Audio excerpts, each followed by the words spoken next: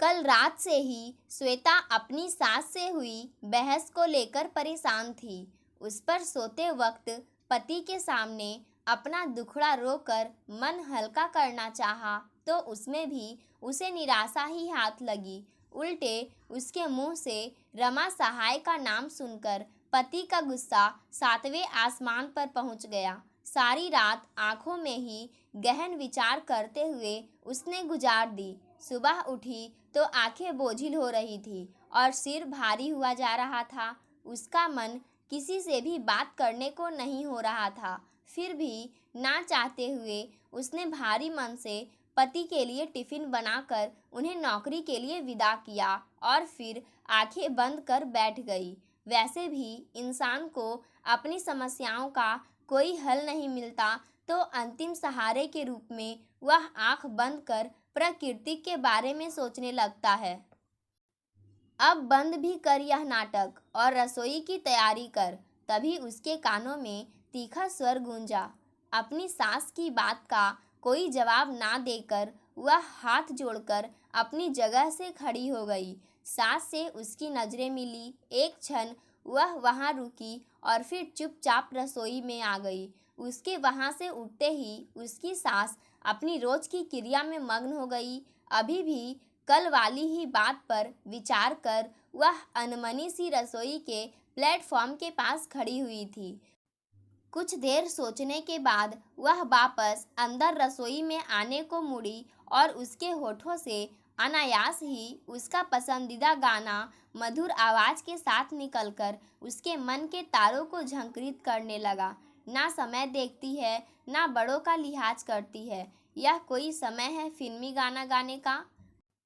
गाना ही है तो भजन गा, तो मेरी पूजा भी सफल हो जाए। सास का यह नाराजगी भरा स्वर सुनकर उसकी आवाज बंद होठों के अंदर सिमट गई और चेहरे पर कुछ देर पहले छाई हुई मुस्कुराहट को उदासी ने वापस अपनी आगोश में समा लिया। हाथ धोकर उसने फ्रिज खोला और उसमें रखा पत्ता गोभी निकालकर अनमने भाव से उसे काटने लगी। तभी डोरबेल बजने पर उसने जाकर दरवाजा खोला तो अपने सामने एक अपरिचित व्यक्ति को खड़ा पाकर अचरज से उससे कुछ पूछने जा ही रही थी कि तभी पीछे से आकर उसकी सास ने उस व्यक्ति को नमस्ते करते हुए अंदर आने को कहा। उसने भगवा धोती कुर्ता पहने उस व्यक्ति को गौर से देखा। उसके माथे पर लंबा तिलक लगा हुआ था और उसने गले में रुद्राक्ष की माला पहन रखी हुई थी। उसकी सास उस पंडित वेशधारी व्यक्ति से कुछ दूरी बनाकर उसके साथ सोफे पर बैठ गई और उसे पानी लाने के लिए कहा। पानी देने के बाद खाली गिलास लेकर वह अंदर जाने को हुई तो सास ने उसे टोका, यहाँ पंडित जी के पास बैठ, ये बहुत बड़े ज्ञानी हैं और हाथ देकर सारी समस्याओं का हल बता देते हैं। सास की बात सुनकर वह चौंक गई। उसने मना करना चाहा, लेकिन फिर कल रात परिवार में हुई अनबन को याद कर बात को और आगे ना बढ़ाने के लिए वह पंडित जी से कुछ दूरी बनाकर उनके पास बैठ गई। पंडित जी ने मुस्कुराकर उसकी तरफ देखा और उसे अपना सीधा हाथ आगे बढ़ाने को कहा। उसने झिझकते हुए अपने सीधे हाथ की हथेली उनके आगे कर दी। पंडित जी ने उसकी हथेली को छूते हुए उस पर हल्का सा दबाव डाला। उसने अपनी हथेली पीछे करनी चाहिए, पर उसके ऐसा करने से पहले ही पंडित उसकी हथेली पर अपनी उंगलियां फेरते हुए उसकी सास से पूछने लगा, तो यह आपकी बहू है? जी पंडित जी, उसकी सास हाँ में सिर हिलाते हुए जवाब दिया। तो पंडित जी आगे बोले, समय की बहुत बलवान है आपकी बहू। इसके हाथ की रेखाएं बता रही है कि इसे अपने पिता की संपत्ति से बहुत बड़ी धनराशि प्राप्त हुई है और उसी धनराशि से आप सबके समय संवरने वाले हैं। उसने पंडित पर एक नज़र डाली। पंडित जी बड़े ही ध्यान से उसकी हथेली की रेखाओं को देखकर उसका वर्तमान बता रहे थे। जी पंडित जी, आप तो ज्ञानी हैं। गांव में इसके पिता की कई एकड़ जमीन बुलेट ट्रेन की प्रोजेक्ट में सरकार ने ले ली है। इसका कोई भाई या बहन तो है नहीं, तो उसी के पैसे से इसके पिता ने इसके नाम 20 लाख रुपए की एफडी कर दी है। उसकी सास ने पंडित जी की बात का जवाब दिया तो उसने अपनी सास की तरफ देखा।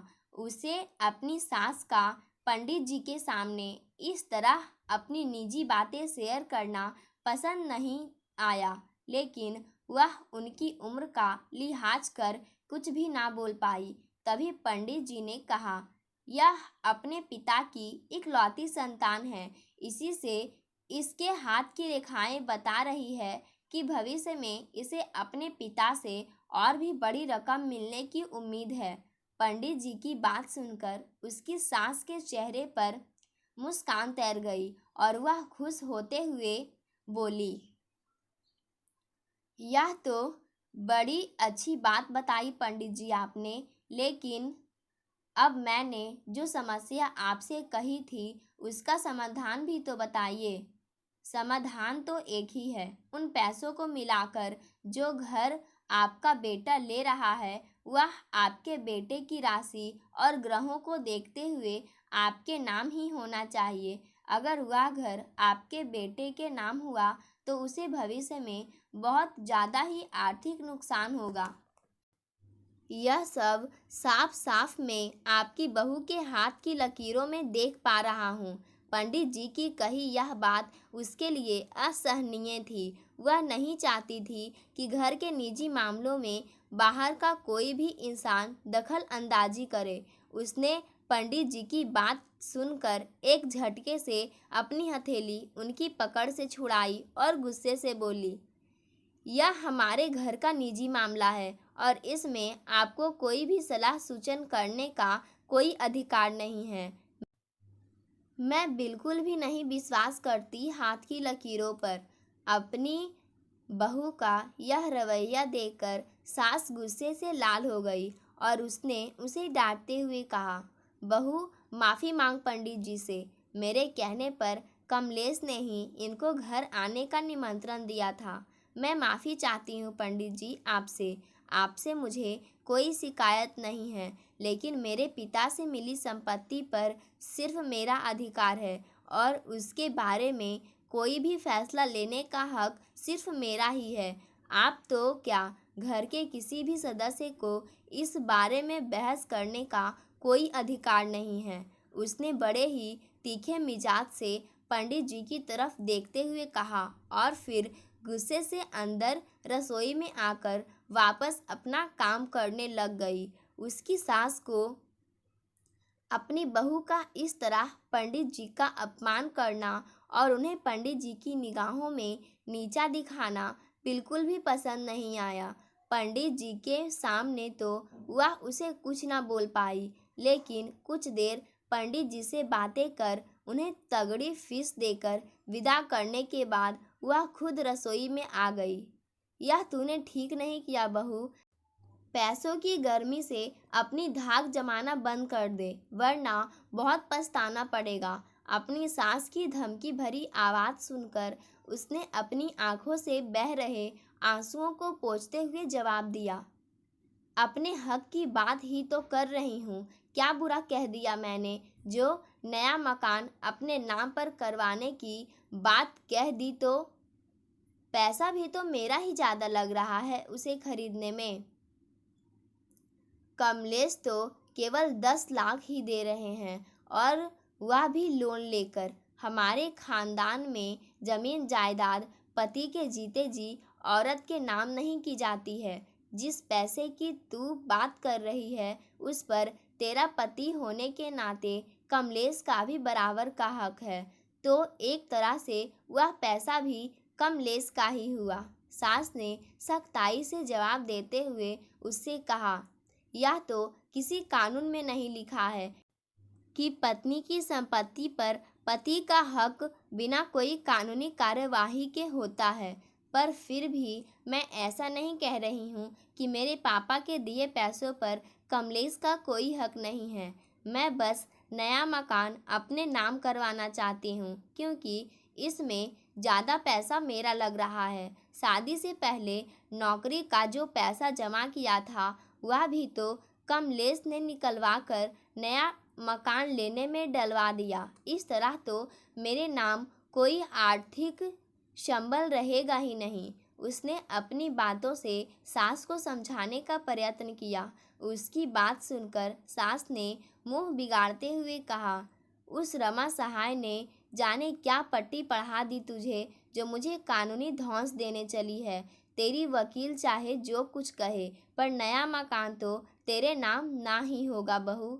ठीक है, आप अपने मन की कीजिए, मुझे जो ठीक लगेगा मैं वही करूँगी, उसने जवाब दिया और ज़्यादा बहस में ना पड़ते हुए चुपचाप सब्जी काटने लगी। शाम को कमलेश के ऑफिस से आने तक सास बहू के बीच कोई भी बातचीत ना हुई, लेकिन उसने अपनी वकील रमा सहाय से फ़ोन पर बात कर इस मामले में कानूनी सलाह लेकर मन ही मन एक फैसला ले लिया था। शाम को कमलेश के आने पर चाय नाश्ता करते हुए नया मकान अपने नाम लेने के मुद्दे पर फिर उन तीनों के बीच बहस शुरू हो गई।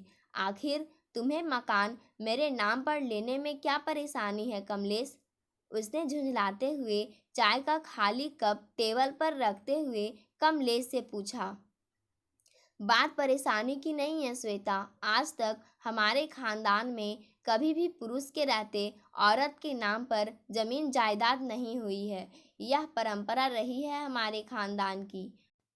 पति के रहते पत्नी के नाम जमीन जायदाद करना शुभ नहीं माना जाता है। कमलेश ने साफ शब्दों में ना कहते हुए उसे जवाब दिया। शुभ अशुभ कुछ नहीं होता कमलेश, समय की नजाकत को समझते हुए गलत परंपराएं और जिद छोड़ी जा सकती है। तुम्हारे और मम्मी जी के कहने पर शादी के बाद मैंने अपनी जिद छोड़कर नौकरी छोड़ दी थी ना, तो कम से कम अब तुम भी तो थोड़ा झुको। पिछली बातें याद कर जवाब देते हुए उसकी आंखें गीली हो रही थी। बहू, खानदानी परंपरा तोड़ी नहीं जाती। बात अगर जिद छोड़ने की है तो झुकना तो तुझे ही चाहिए। पुरुष कभी औरत के आगे नहीं झुकता। उसकी बात सुनकर सास ने अपना मंतव्य रखा। देखो श्वेता, तुम पिछले 10 दिनों से इस बात को लेकर घर का माहौल तंग बनाए हुए हो। कल रात से तो हद ही कर दी है तुमने। मेरे पूछे बिना तुमने उस वकील, क्या नाम था, हाँ, रमा सहाय को अपने घर के मामले में डाला। तब मैंने कुछ नहीं कहा, लेकिन अब तो पानी सिर से ऊपर जा रहा है। मम्मी कह रही थी तुमने आज सुबह पंडित जी को भी भला बुरा कहकर उनकी हाजिरी में मम्मी की इंसल्ट की। अपनी औकात में रहना सीखो, वरना मुझे भी अपनी उंगली टेढ़ी करना आता है। कमलेश ने जला देने वाली नज़र उसकी तरफ डाली तो एक पल को वह सहम गई, लेकिन फिर अगले ही क्षण रमा सहाय की ही दी गई सलाह उसके जेहन में तैर गई और वह पूरे आत्मविश्वास से बोलने लगी। ठीक है, मैं अपनी औकात में रहूँगी, लेकिन मेरी औकात क्या है यह मैं खुद तय करूँगी। तुम्हारे कहने का मतलब क्या है? धमकी दे रही हो या समझौता कर रही हो? कमलेश ने उसका जवाब सुनकर शंका भरी नज़र उस पर डाली। उसने अब एक ठंडी आह भरी और आगे कहा, जिंदगी में पैसा झगड़ा करवाता है। यह बात उसने सुन रखी थी, लेकिन अब अनुभव भी कर ली है। पापा के मुझे दिए गए पैसों को लेकर हमारे घर की सुख शांति भंग हो रही है, तो सोच रही हूँ उनका दिया सारा पैसा उन्हें वापस कर दूँ। इससे घर में शांति तो बनी रहेगी। नया मकान आज नहीं तो 10-15 साल बाद तुम खुद अपनी कमाई से ले ही लोगे। जैसे ही उसने अपनी बात पूरी की, कमलेश का चेहरा सफ़ेद पड़ गया। वह हड़बड़ाता हुआ बोला, तुम ऐसा हरगिज़ नहीं कर सकती। क्यों नहीं कर सकती? मैं यह फैसला ले सकूं, इतनी तो औकात है ही मेरी। जवाब देते हुए उसने कमलेश को घूरा तो उसके तेवर और आत्मविश्वास देखकर कमलेश उस समय कुछ नहीं बोल पाया। उसने अपनी मम्मी की तरफ देखा और उनकी आंखों से एक इशारा पाकर वह बिगड़ी हुई बात संभालते हुए उसे समझाने लगा। यह समय आवेश में आकर इस तरह का फैसला लेने का नहीं है। इस वक्त तुम गुस्से में हो। अपने परिवार का हित ध्यान में रखकर फिर से सोचो। हम फिर किसी दिन इस बारे में बात करेंगे। वह दिन कभी नहीं आएगा कमलेश, मैं अच्छी तरह से समझ गई हूँ। मेरे नाम से संपत्ति कर देने से तुम खुद को इनसिक्योर या छोटा फील करोगे। इसी से तुम यह फैसला नहीं ले पा रहे हो। लेकिन मैं अपने फैसले पर अड़िग हूँ। या तो मकान मेरे नाम से होगा या फिर मैं अपने पापा को सारा पैसा उन्हें वापस लौटा दूंगी। तुम गलत समझ रही हो श्वेता। बात खुद को छोटा फील करने वाली नहीं है। जब तक मैं हूँ तब तक संपत्ति वगैरह जैसे लफड़ों में तुम्हें नहीं पड़ना चाहिए। कमलेश ने उसकी बात का जवाब दिया तो श्वेता ने अब विस्तार से कहा, अगर तुम्हारा सोचना ऐसा ही है तो तुम गलत हो कमलेश। अपने जीवन साथी को जीवन की आवश्यक चीज़ों से दूर रखकर तुम उसे केवल औरत होने के नाम पर कमज़ोर बना रहे हो। याद करो वह दिन जब पापा जी के जाने के बाद गांव वाली ज़मीन को लेकर कितनी दिक्कतें हुई थी। मम्मी जी को उस बारे में थोड़ा भी पता होता तो वह ज़मीन तुम्हारे ताऊ जी हड़प ना कर पाते। उसकी बात सुनकर कुछ देर के लिए कोई कुछ नहीं बोला। वह अपनी जगह से उठकर चाय नाश्ते की खाली प्लेट्स लेकर रसोई में जाने लगी। तभी पीछे से उसे उसकी सास की आवाज़ सुनाई दी, कमलेश, बहू की बात कुछ हद तक सही तो है। तेरे पापा ने मकान संपत्ति के मामले में मुझे बिल्कुल अनजान रखा था। इसी से आज जो कुछ हमारा होना था वह हमारे पास नहीं है। बहू को कम से कम अपने अधिकारों के बारे में तो पता है और अपने अधिकार को लेकर अगर वह अपनों से भी लड़ रही है तो कुछ गलत नहीं कर रही है। लेकिन मम्मी, मकान उसके नाम। कमलेश ने कुछ कहना चाहा तो उन्होंने उसे टोकते हुए आगे कहा, तुम दोनों एक ही गाड़ी के दो पहिए हो। क्या फ़र्क पड़ता है अगर घर बहू के नाम भी हुआ तो? आखिर मकान को घर तो उसी ही बनाना है। अपनी मम्मी के फैसले पर सहमति जताते हुए कमलेश आगे कुछ नहीं बोला। श्वेता ने पीछे पलटकर उसे देखा तो कमलेश उसकी तरफ देखकर मुस्कुरा दिया। श्वेता समझ गई कि अब मकान को अपने नाम से लेने में कोई दिक्कत नहीं होगी।